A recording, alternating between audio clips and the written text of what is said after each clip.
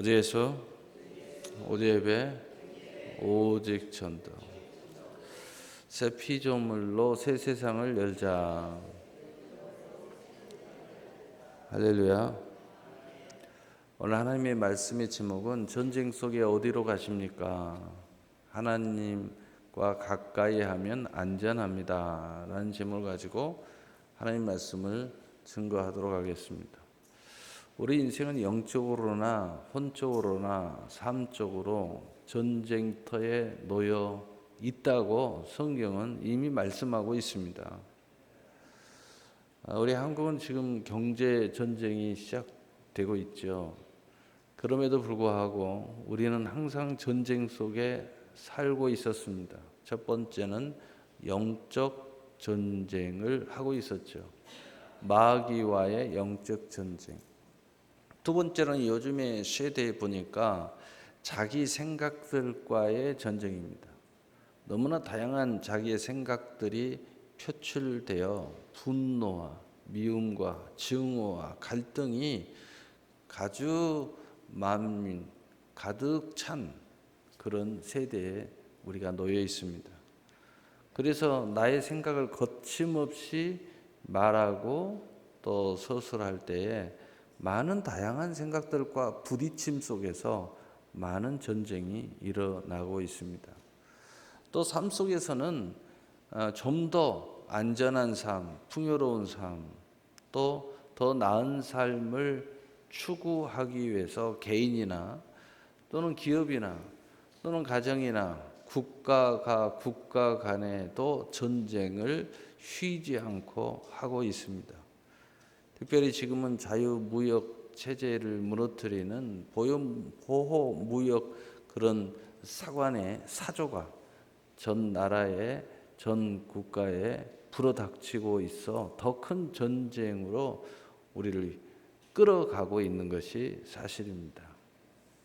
이런 속에서도 우리가 아직 이것을 인식하지 못하고 우리가 하나님을 가까이 하지 않고 상관없이 우리의 갈 길을 간다면 굉장히 위태로워질 수밖에 없다는 것입니다. 그래서 첫째 질문은 이렇게 질문하면서 하나님 말씀을 전하기로 합니다. 전쟁 중에 꼭 이런 모습을 해야 됩니까? 꼭 그렇게 해야 합니까? 라는 질문을 한번 던져보겠습니다. 어떤 질문이에요? 첫째는 이제 남의 눈도 의식하지 않고 우리는 이런 이기적인 사람들의 시대에 놓여 있다는 것입니다. 그것이 곧 자유인 것처럼 착각하고 사는 것입니다. 남의 눈을 전혀 의식하지 않아요. 가만히 살펴보니까 남을 섬김의 정신이 아니고 자기밖에 모르는 이기적인 생각 속에서 이것이 시작되고 있다는 것입니다. 여기에는 많은 전쟁이 기다리고 있죠. 두 번째는 하늘이 두렵지도 않습니까? 정말 요즘은 하늘을 두렵지도 않는 것처럼 사는 사람들이 너무 많이 있습니다. 왜 그럴까요? 하나님을 잃어버린 세대들이라는 것입니다. 하나님을 잃어버렸어요. 그래서 하늘이 두렵지 않아요. 뭐가 있냐 이거죠. 나 죽으면 끝나죠. 뭐가 있냐는 거예요. 그러니까 두려움을 잘 몰라요. 두려움을 모르게 되면 사람이 이 세상 가장 두려운 존재가 될 수밖에 없죠. 세 번째로는 공의와 권위를 대적하는 사람들 사이에 우리가 놓여 있다는 것입니다. 요즘은 모든 권위와 또 공의를 무너뜨려야 직성이 풀리는 그런 세대에 놓여 있습니다. 자기는 못해도 남이 깨주면, 남이 무너뜨리면 너무 기분이 좋아요. 남들이 그렇게 무너뜨려 주니까 그 기분이 정말 좋아집니까? 그런데 문제는 뭐냐? 또 그런 권위와 공의와 또 그런 풍요와 또 그 위치와 직임은 굉장히 또 부러워합니다. 나에게 기회가 있으면 그냥 그 자리에 가려고 그래요. 어떤 사람은 미국을 굉장히 싫어하는데 그렇게 싫어한다고 떠들어대더니 자기 자식들은 다 미국에서 공부시키고 있어요. 왜 도대체 그러는 거예요? 정말 싫어하면 싫어해야지. 왜 이렇게 안 맞아요? 앞뒤가 말하고 행동이 안 맞아요. 그저 싫은 거예요. 그런데 속으로는 좋아해요. 참 이런 시대에 우리가 살고 있습니다. 네 번째로는 하나님을 대적하는 사람들 사이에 우리가 놓여 있다. 이 사람들은 왜 그렇게 하나님을 미워하는지 모르겠어요. 하나님, 예수님 나오면 막 화를 내요. 특별히 이 그리스도인들을 왜 그렇게 적대시하는지 모르겠어요. 교회 다닌다. 그러면 벌써 그냥 눈빛이 사악한 눈빛으로 쳐다봐요. 또 자기도 예수 믿는다고 하면서 조금 열심히 교회를 다닌다 그러면요, 완전히 사악함을 넘어서 이제는 완전히 그냥 저 밑으로 놓고 아주 벌레 보듯이 쳐다봐요. 가만히 보니까 혹시 이 사람들이 믿음을 못 가진 것에 대해서 영적 열등감을 가졌나? 영적 열등감. 성경에 보니까 마귀가 하나님 앞에 사랑받지 못하고 버림받고 나서 요한계시록 12장에 보면 아주 분이 여겨가지고 세상에 내려오니까 세상에 있는 자들은 화가 있으리로다. 화가 있으리로다. 못 가진 것에 대한 분노, 갖지 못한 것에 대한 열등적 교만, 그런 시대에 놓여 있다. 그러니까 하나님이 나를 사랑 안 하니까 하나님 미워하는 거예요. 하나님의 축복을 못 받으니까 축복받는 사람들을 그렇게 미워하는 거예요. 요즘 세대 부자들 그렇게 싫어하잖아요. 권위 있는 사람들은 무조건 싫어하잖아요. 그래서 요즘은 선생님들이 선생 노릇 못 하겠다고 그래요. 여차하면 신고하니까, 여차하면 부모들이 와서 싸대기 때리니까. 그래서 선생님 그만둔 사람도 제가 봤어요. 왜 그래요 도대체가? 그런데 또 앉아서 이야기하면요, 선생 되기를 너무 좋아해요. 막 자기가 다 선생이 됐어. 자기가 그냥 다 자기 한 말이 다 오라 막 가르치려고 그래요. 그렇게 선생을 싫어하면서. 그래서 로마서 1장 21절 이하에 보면은 조금만 읽어볼게요. 하나님을 알되 하나님을 영화롭게 하지 아니하며 감사하지도 아니하고 오히려 그 생각이 험하여지며 미련한 마음이 어두워졌나니 스스로 지혜 있다나 어리석게 되어. 쭉 넘겨봐요. 어리석게 되어 썩어지지 아니하는 하나님의 영광을 썩어질 사람과 새와 짐승과 기어다니는 동물의 모양의 우상으로 바꾸었느니라. 그러니까 스스로 지혜로운 것은 다 하는데, 잘난 것은 다 있는데, 오히려 이 동물, 오히려 아주 저급한 그런 모형을 갖게 되었다는 거예요. 그래서 하나님이 그들의 마음의 정욕대로 내어버려 두사 그들의 몸을 서로 욕되게 하셨습니다. 좀 하나님이 좀 간섭을 해주면 좋겠는데 이런 사람을 내버려 두니까 더 안 좋아진다는, 상태가 자꾸 안 좋아져요. 그래서 이 때문에 하나님께서 그들을 부끄러운 욕심에 내버려 두셨으니 곧 그들의 여자들도 순리대로 쓸 것을 바꾸어 영리로 쓰며 그들과 같이 남자들도 순리대로 여자 쓰기를 버리고 서로 향하여 음욕이 불릴 듯하며 남자가 남자와 더불어 부끄러운 일을 행하여 그들의 그릇 때문에 상당한 보응을 그들 자신이 받았느니라. 그래서 이게 최고인 줄 알았는데 이게 무슨 자기의 이상을 실현하고 또 멋진 무슨 페미니스트 먼니스트 하면서 이렇게 하는데 결국은 그것에 대한 어마어마한 대가를 지불하고 있다는 거예요. 누가요? 이 사회가. 누가요? 자신이요. 자신만 이 대가를 지불하여 온 가족들도 다 이 엄청난 전쟁을 하고 있어요.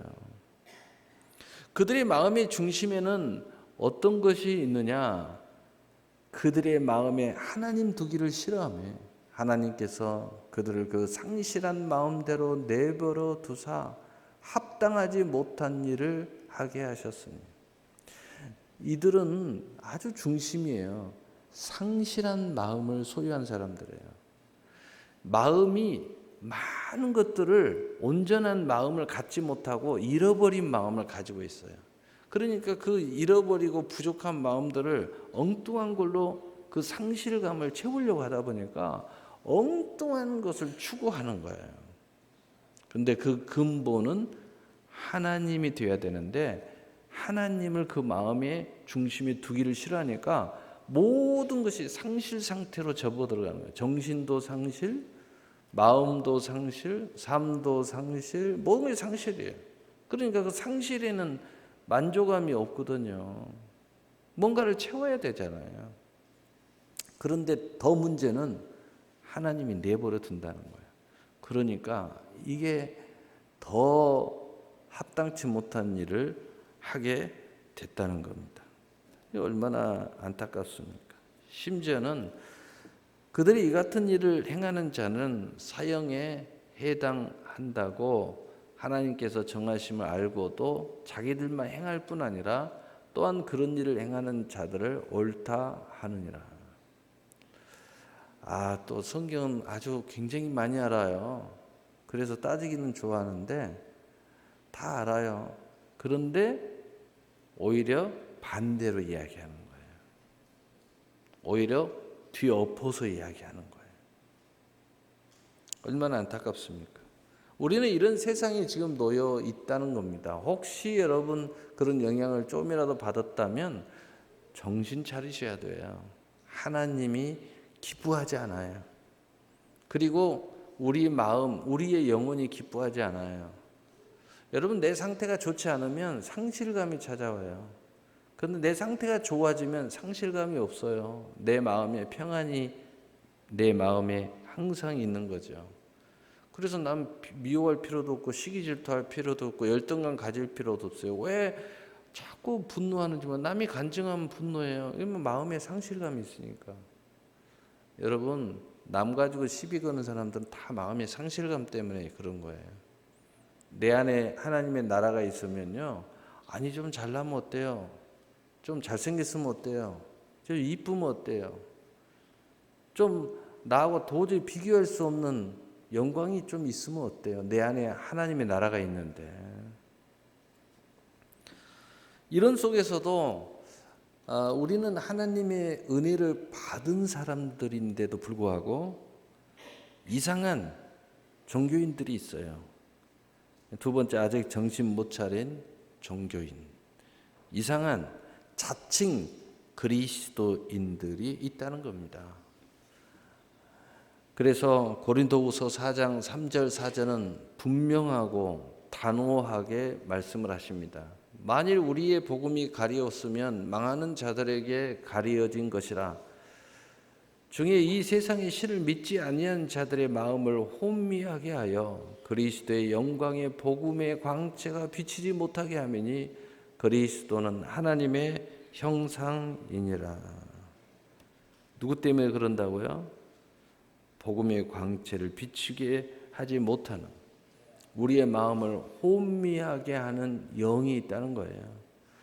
그래서 아직 정신 못 차린 종교인이 너무 많다는 거예요. 자칭 그리스도인이라고 하는데 그냥 자칭일 뿐이에요. 하나님이 인정하지도 않는 자칭 그리스도인이에요. 그래서 이런 사람들의 모습을 가만히 보니까 이런 이야기들을 주로 하더라고요.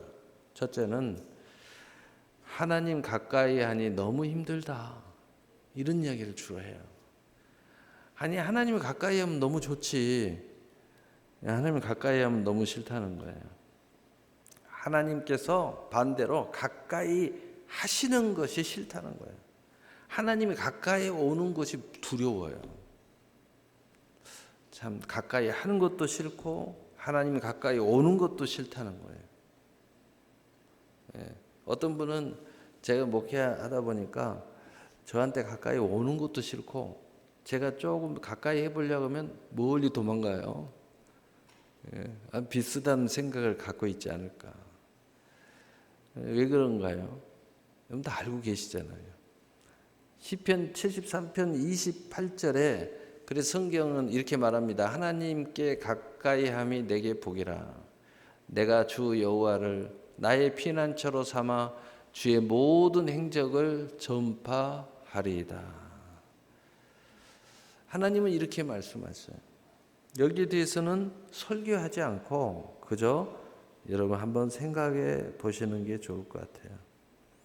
여러분 하나님을 가까이 하는 모습들이 종교마다 좀 다른데 우리 하나님을 섬기는 그런 유형만 좀 이야기해 보려고 해요. 하나님을 가까이 하는 유대인들은 성전 중심으로 하나님을 가까이 합니다. 그래서 유대인들은 성전 신앙이에요.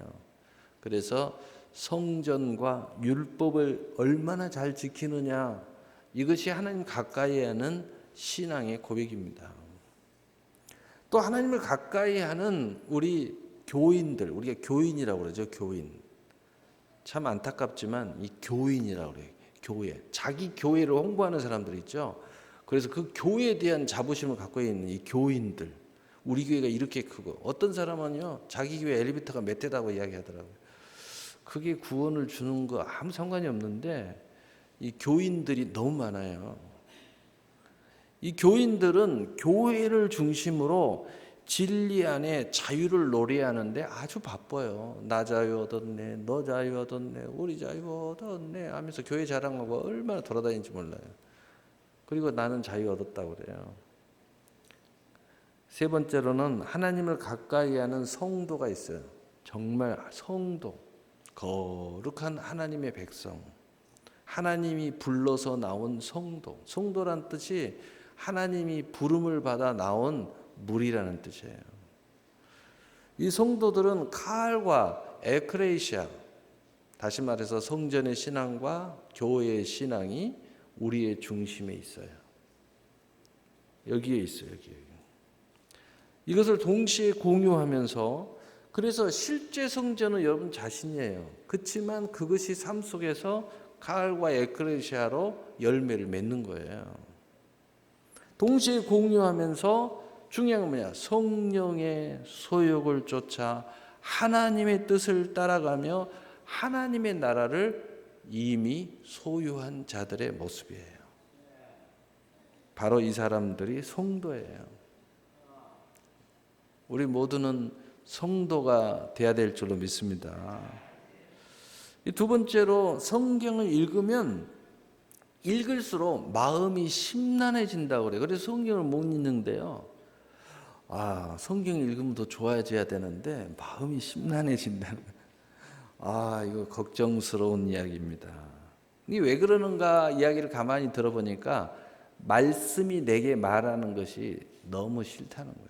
말씀이 살아서 자꾸 이야기하는 것이 싫어요. 왜 싫은지 알잖아요. 근데 구체적으로 이야기 안 할 거예요.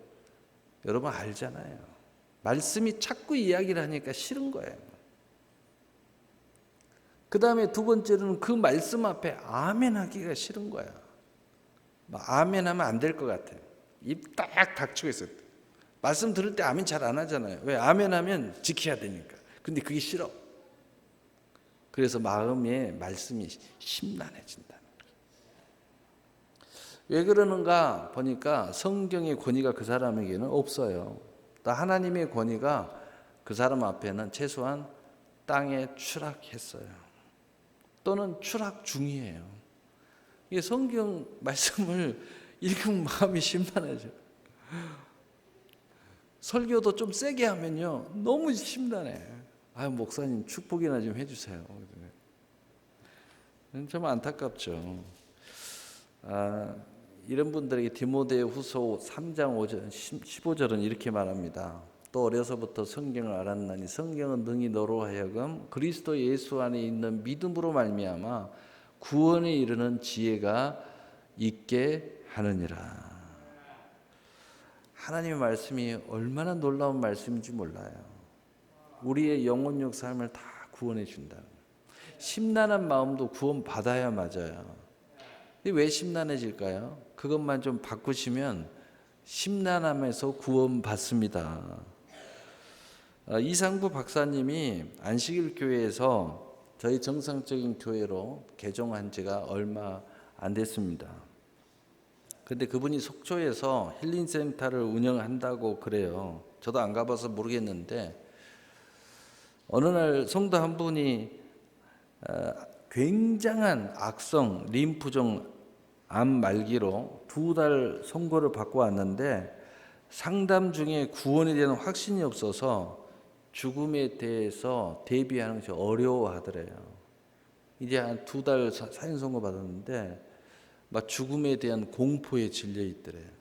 그동안 교회를 그렇게 다녔는데, 그래서 이상구 박사님이 자기가 개종한 이유 중에 하나가 뭐냐면은 안식일을 지키는 것에 대해 자기는 굉장한 신앙으로 여겼는데 그 모든 안식일이 예수님이 십자가에서 완성됐다는 사실을 깨달았어요. 그 순간에 자기는 안식일을 그만두고 교회로 나오기 시작했다는 거예요. 근데 그걸 몰랐다는 거예요. 지금까지 그걸 몰랐어요. 그래서 자기가 은혜 받은 것을 성경을 펼쳐서 이 집사님에게 읽어줬대요. 그 말씀이 뭐냐면 누가복음 17장 19절이에요. 그에게 이르시되 일어나 가라 내 믿음이 너를 구원하였느니라. 따라서 합시다. 구원하였느니라. 과거입니까? 현재입니까? 미래입니까? 그냥 따라서 하셨죠? 다시 한번 따라서요. 구원하였느니라. 과거예요, 현재예요, 미래예요? 과거죠. 이미 구원이 완성됐다는 거예요. 이 말씀을 딱 듣더니 이 여집사님이 엉엉 울더래요. 나는 구원은 앞으로 이루어 가는 것인 줄 알았대요. 그런데 이미 믿음을 가진 자는 구원이 이루어졌다는 거예요. 그걸 딱 깨닫는 순간 그 자리에서 울 때.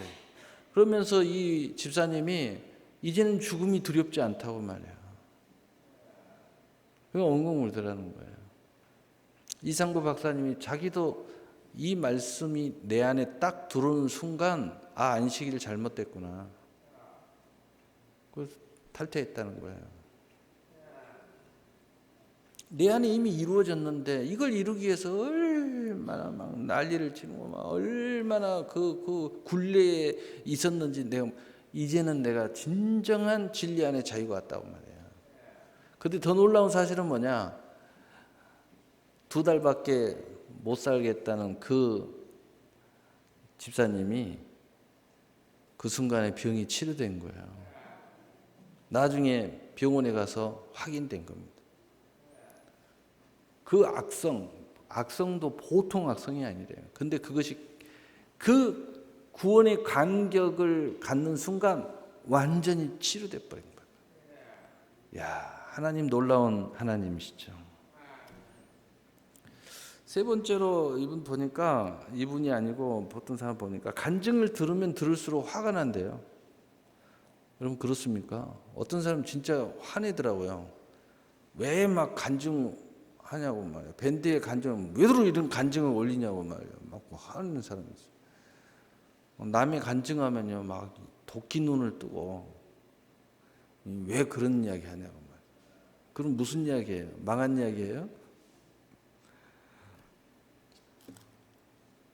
그 마음을 이렇게 살펴보니까 그 간증에 대한 하나님의 영광을 봐야 되는데, 그리고 거기서 소망을 봐야 되는데 왜 저 간증은 저 사람한테만 주고 나한테 안 줬냐 하는 원망이 있어요. 원망. 그리고 거기에 대한 욕심이 있을 뿐이에요. 그래서 그 간증에 대해서 아멘을 하지 못하고 오히려 화를 내요. 오히려 더 절망해요. 남 간증 들으면 절망해요. 아니 남의 간증을 들으면 소망이 있어야지 왜 절망을 해요? 참 안타깝죠.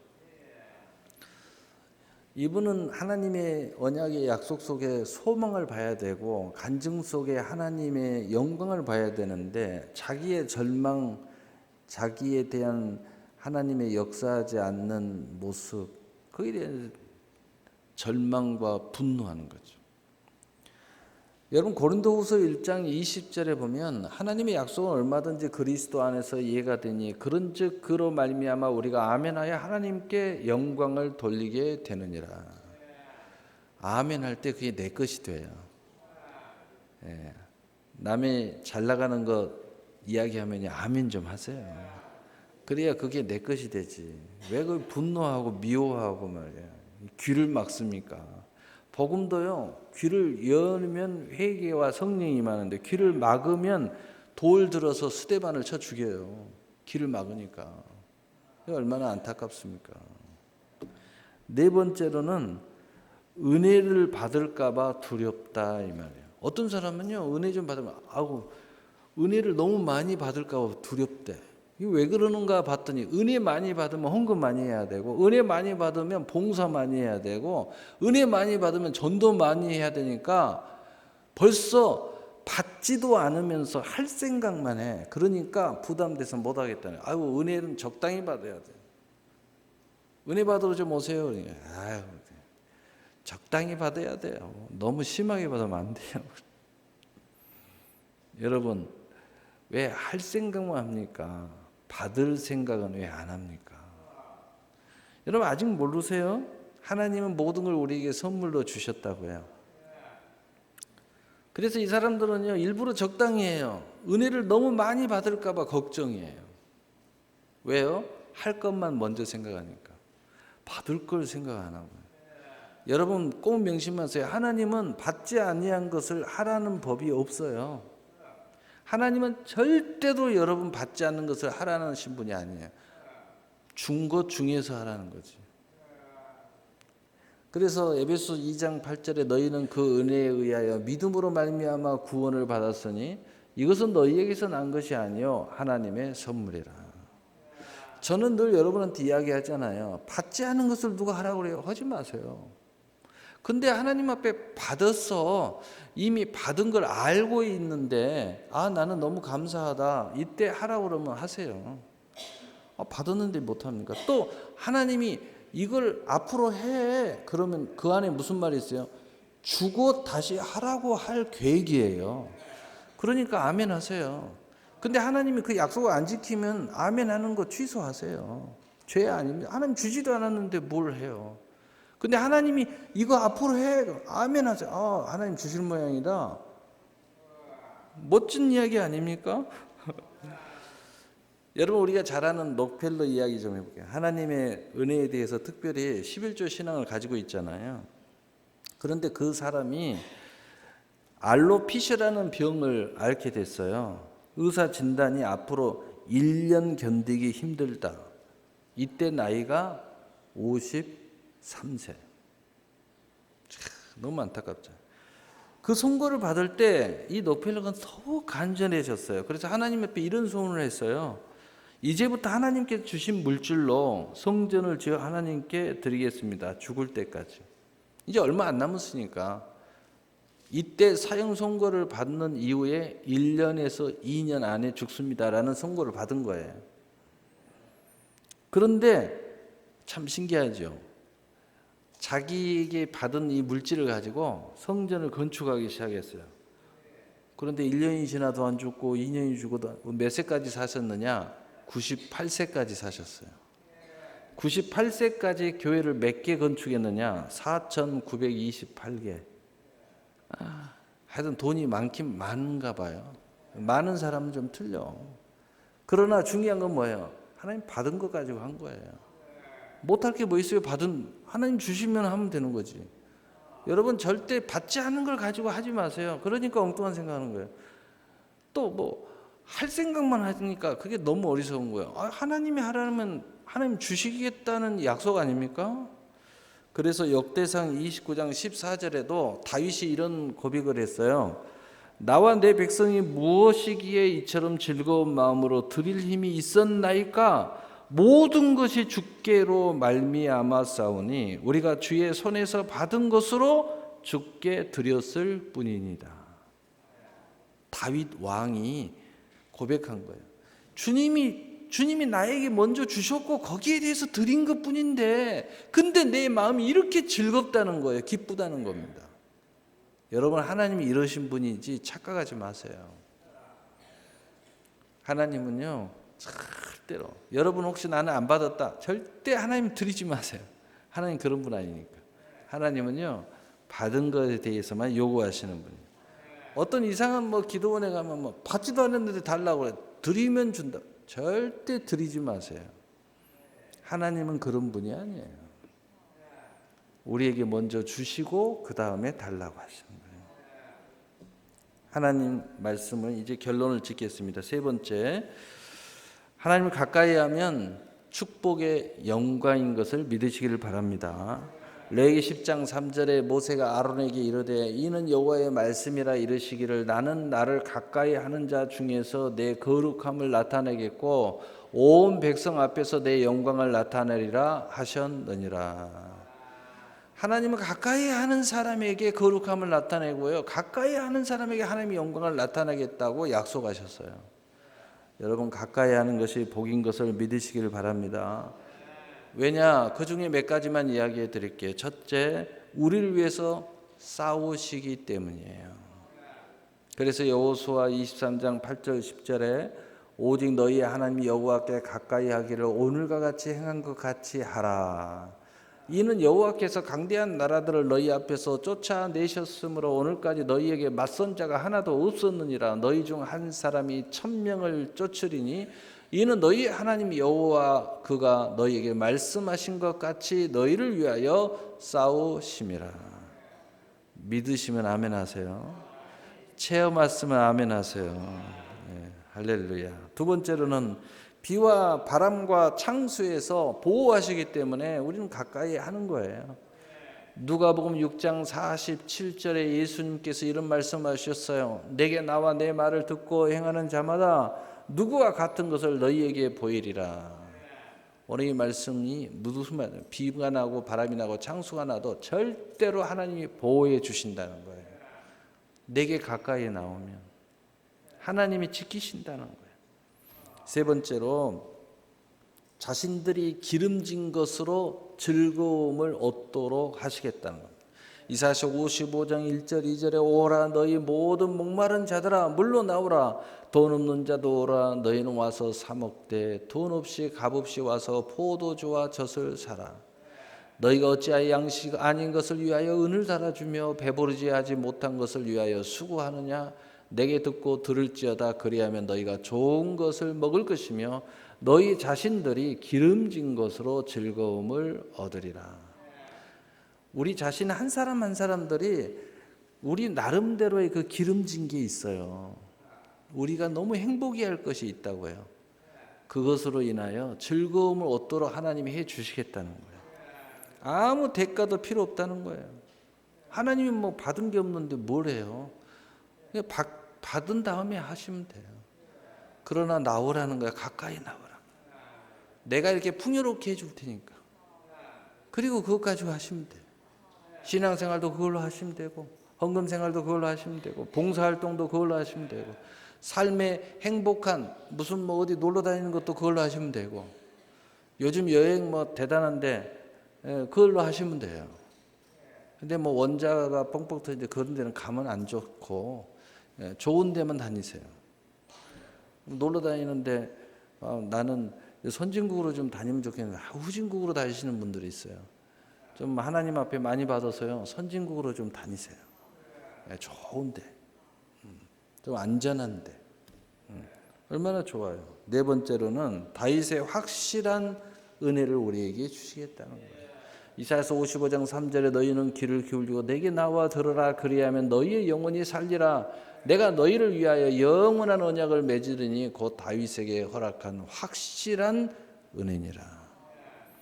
다윗이 갖고 있는 모든 축복을 우리에게 주시겠다는 거예요. 다윗 하면 예수님의 왕권을 상징하잖아요. 모든 그 다윗이 하나님 앞에 드리면서 하는 말이 나는 받은 것을 드렸을 뿐이라는 거예요. 그런데 내 마음이 왜 이렇게 즐거운지 모르겠다고. 얼마나 멋진 이야기입니까? 역시 다윗은 멋진 사람이에요. 오늘 하나님의 말씀을 결론을 짓겠습니다. 우리는 전쟁 중에 있습니다. 현실적으로 경제 전쟁 중에 있고 또 중국과 미국의 전쟁 사이에 끼어가지고 이 세부가 등 터지게 생겼어요. 심각하잖아요.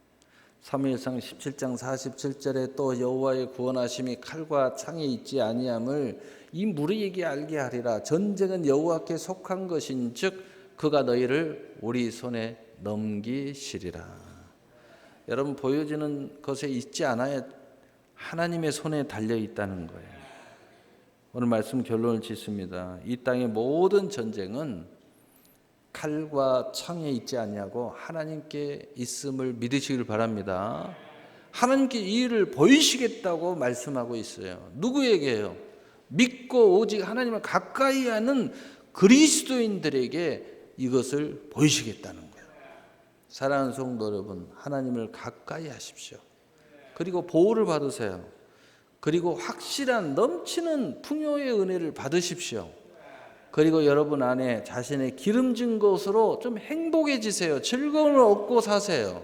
신앙생활도 좀 행복하게 하시고 가정생활도 좀 행복하게 하시고 또 직장생활이든 기업도 행복하게 하시고, 그러므로 이 전쟁에 하나님께 있는 이 승리를 맛보는 여러분이 되시기를 예수님의 이름으로 축복합니다. 축복합니다. 아멘.